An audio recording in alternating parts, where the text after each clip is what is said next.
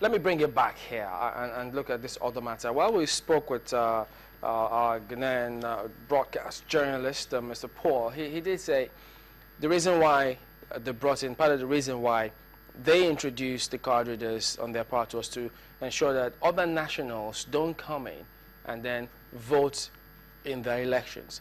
But we introduced card readers here to check rigging. That's just two separate purposes for which it was introduced.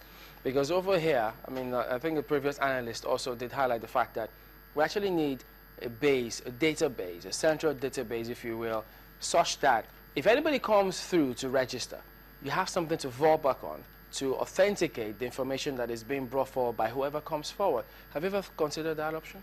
Yes, because with the introductions of the card reader, a lot of us, apart from the card reader, the biometric registration, let's start from the biometric registration process.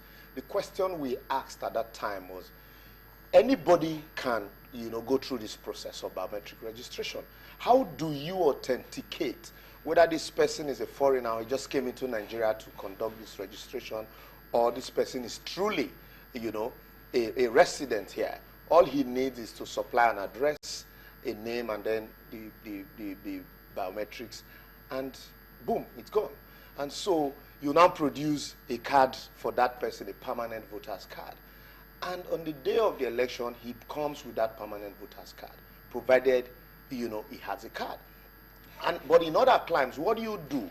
You have a central database that you should be able to, you have a database of your citizens. So once you are cross-checking that database with what you have, if I come, there should be an information system that should be able to verify, first and foremost, whether I am a resident here, or whether I'm a citizen, or whether I have the valid document, or actually, go through the process that I'm going through.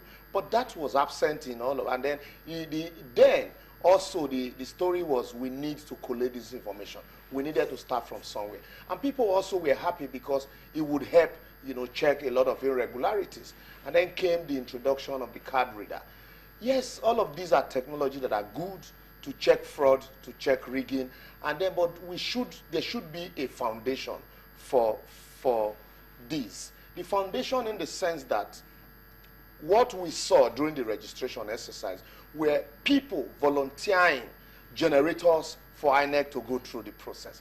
We also saw this during the voting exercise. The chairman of the Electoral Commissioner in Lagos actually says there's provision for that, and that when maybe members of society bring them forth, look, they don't request, but it's always upon the instance of those members. Chamberlain, I was part of this process. I even remember coming here to say, look, INEC need more hands, they need more volunteers. I was part of that process. All of those, you don't buy a generator for a process and then you keep it in your office. You buy a generator that is meant for registration of voters, and then the generator is in the office. Or you have a laptop that is meant to register voters. You now allow a voter to donate a laptop for your registration. How do you reconcile such statement? If these are available, provide them. But when they are not available, you now see people buying generators, because you need to look at the facilities on ground before you begin to talk about this technology. The technology does not exist in vacuum. And that was what we saw with the card readers also. And that's why the complaint was so massive. Let me bring the question to you. Do you feel that the PVCs have served their purpose? Partially they have. They've sorted the purpose of increasing the participation rate generally. And in the success of the PVC shouldn't be looked at on a short-term basis. It's a long-term effect. But if we're looking at it on what did we achieve this moment with the PVCs, then we will miss the entire picture. The director of media and publicity of the PDP had actually brought up a valid point. The total number of PVCs collected in the northwest region of the country is the highest in the entire country. 16 million PVCs have been collected in the northwest.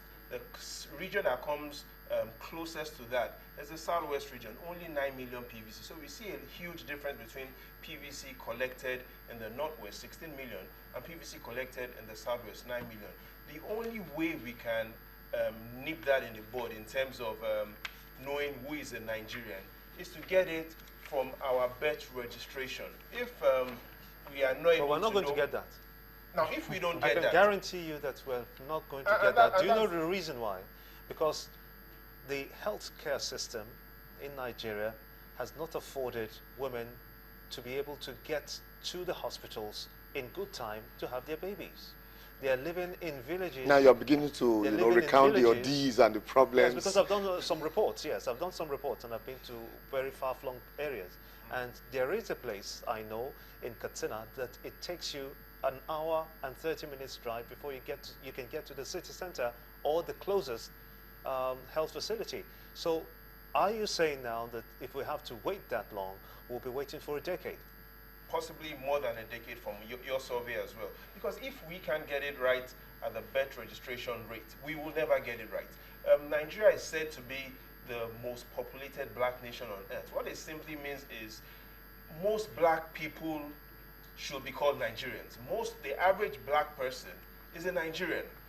And if you are not able to know who is a Nigerian from birth, if our health facilities, if our health system, if our health processes are in total shambles, then it is going to be impossible to curb underage voting. It is going to be impossible to stop the kind of challenges that we face, not just when we come into this kind of seasons that we want to vote, but across so many other things and so many policy issues that we face as a nation. All right.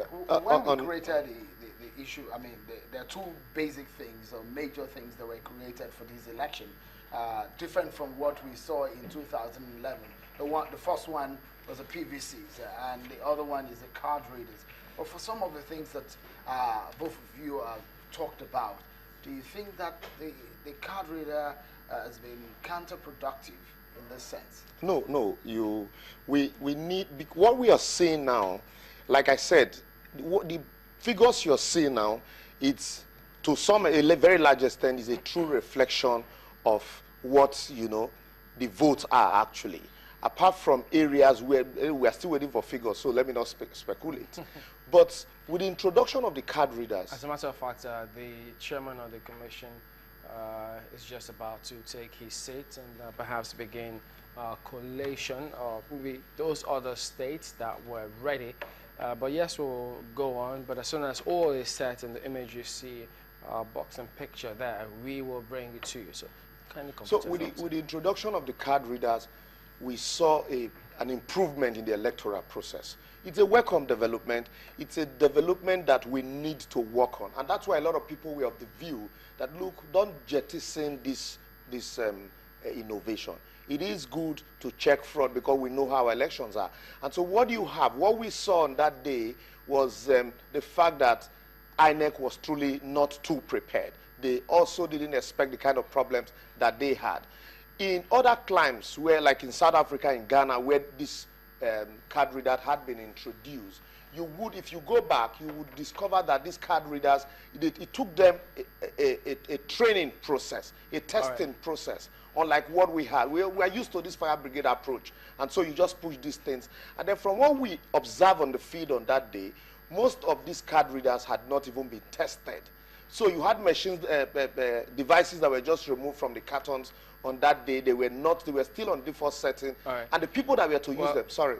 Yes, the pictures you see there, the chairman of the commission has eventually taken his seat, and I guess they're just trying to place their mics in proper position, perhaps, such that they can go ahead. And when that is ready, we'll always go ahead and bring it to you. But then let me also bring in this point. I think we may be going to him soon, so I might just interrupt anytime soon. But people make the system work.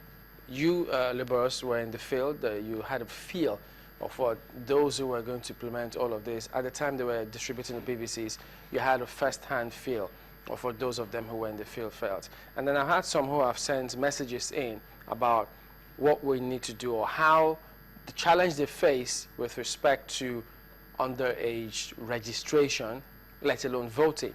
They say no matter the system you bring in, it is people that will implement Yes, that system. yes. So if you go in there and then they put pressure on you, the chairman of the commission said that much, if that happens, how do you sort it out? What basically happened, we should, because you need to start from our brand of politics. Our politics is the politics of desperation, the politics of winner takes it all, the politics of self-service. It's not a politics of service to the people.